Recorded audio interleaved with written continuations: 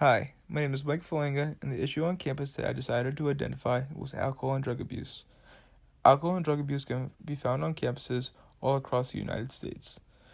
Several reasons for the popularity of alcohol on college campuses are the pressures you feel to be accepted by your peers, the accessibility and the freedom you have to make these decisions being on your own for maybe the very first time. Some students drink for the first time once they step foot onto their college campuses because they don't have any parental guidance to discipline them. But they certainly have the hangover and the low-class attendance hanging over their heads. I think that being on your own for the first time influences the campus culture on a wider basis because the majority of the students are doing it together, experimenting and figuring out side effects. Being in a very rural area where there isn't a ton to do. Partying seems to be the default for most students. Why is this an important issue? Alcohol is the most popular drug used on college campuses today. Over 64% of students have consumed alcohol in the past 30 days. 38% of these students engaged in binge drinking. According to one study, over 1,800 college students die each year because of alcohol-related unintentional injuries, most of which being car accidents.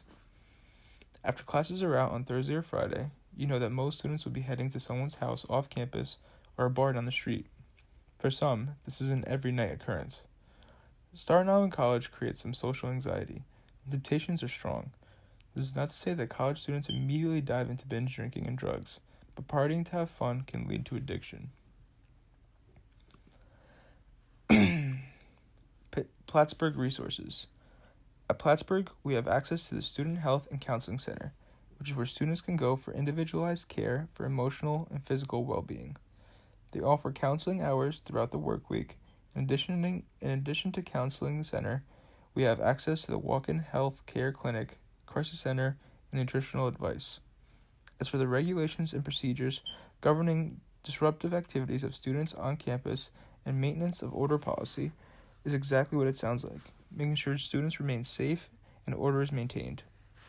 Two policies that touch upon alcohol and drugs are Regulations 2 and 6.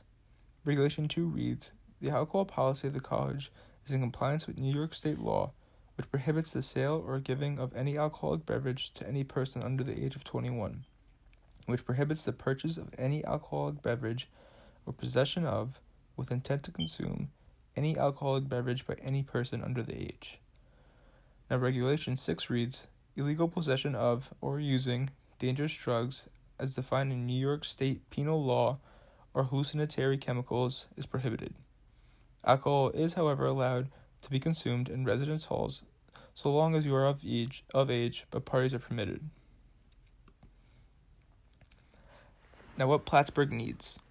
I don't think that implementing a dry campus policy would eliminate the problem, but I do think that providing other services for people who may be on the path to addiction, for people who think they need help, would be a great start. Someone who specializes in alcohol and drug abuse patients should be accessible on campus from Monday to Sunday. Most services are provided during a normal work week, but students who are not from the area are not present all week, so there's a lot of room for error.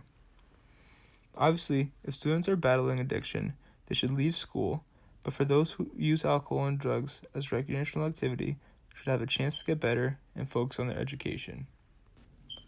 Again, my name is Mike Falanga, and I hope this presentation helps spread awareness for alcohol and drug abuse.